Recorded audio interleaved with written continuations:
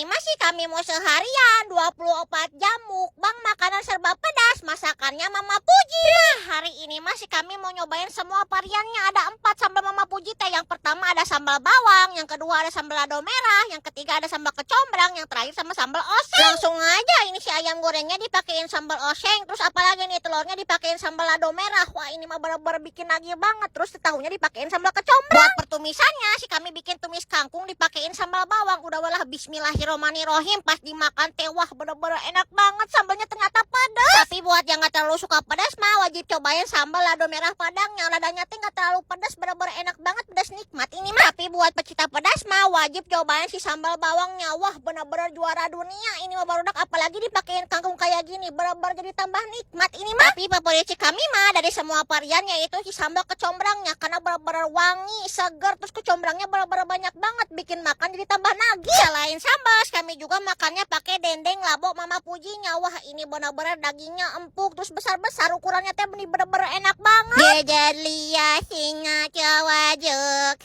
iyo teh maningan pisan.